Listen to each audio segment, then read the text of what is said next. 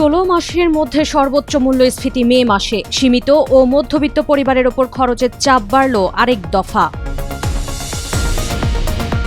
শিশু রামিসাকে ধর্ষণের পর হত্যা মামলায় সোহেল রানা ও তার স্ত্রীর মৃত্যুদণ্ড। 3 মাসের মধ্যে রায় কার্যকর সম্ভব বললেন আইনমন্ত্রী।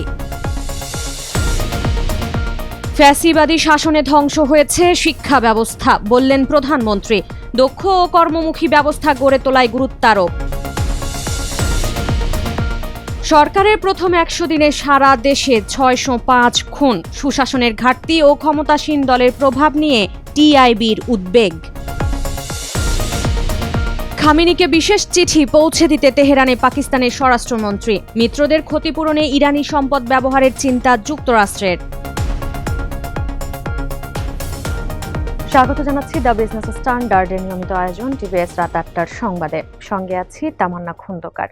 দেখছিলেন সংবাদ শিরোনাম, এবার বিস্তারিত।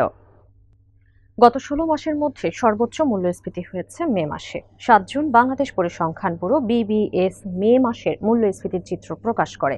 এতে দেখা যায় গত মাসে মূল্যস্ফীতি বেড়ে দাঁড়িয়েছে 9.42%, যা 2025 সালের ফেব্রুয়ারি মাসের পর সর্বোচ্চ। এছাড়া টানা 2 মাস ধরে মূল্যস্ফীতি 9% বেশি আছে। জ্বালানি তেলের মূল্য বৃদ্ধির প্রভাব মূল্যস্ফীতিতে পড়েছে বলে মনে করছেন সংশ্লিষ্ট ব্যক্তিরা। ফলে সীমিত ও মধ্যবিত্ত পরিবারের ওপর খরচের চাপ বাড়ল আরেক দফা।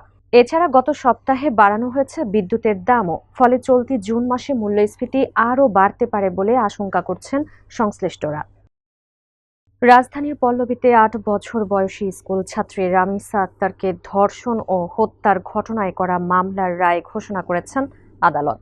রায়ে মামলার প্রধান আসামি সোহেল রানা ও তার স্ত্রী স্বপ্না খাতুনের মৃত্যুদণ্ড দেওয়া হয়েছে। 7 জুন বেলা 11টার পর ঢাকা মহানগর শিশু সহিংসতা দমন ট্রাইব্যুনালের বিচারক মাসরুর সালেকিন এই রায় ঘোষণা করেন। গত 19 মে প্রতিবেশী সোহেলের ঘর থেকে উদ্ধার করা হয় রামিসার মরদেহ। পরদিন থানায় মামলা করেন রামিসার বাবা আব্দুল হান্নান মোল্লা।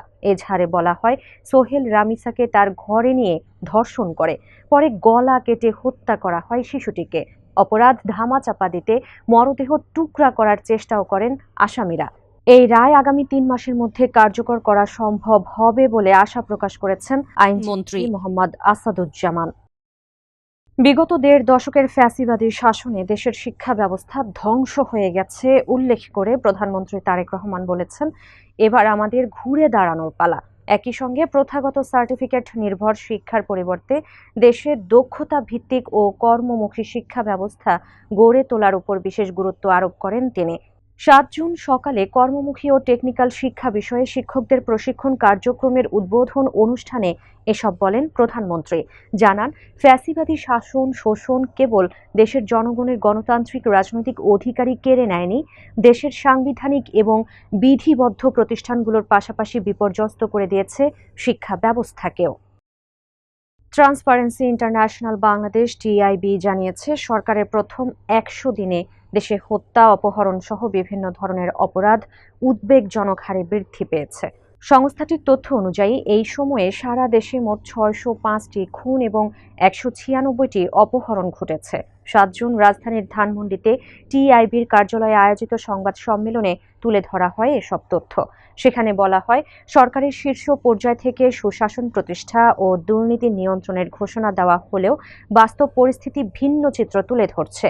টিআইবির পর্যবেক্ষণে আরও উল্লেখ করা হয়, ক্ষমতাসীন দলের বিভিন্ন পর্যায়ের নেতাকর্মী ও সমর্থকের পাশাপাশি ব্যবসায়ী সহ বিভিন্ন পেশাজীবীদের আচরণ নিয়েও রয়েছে উদ্বেগ।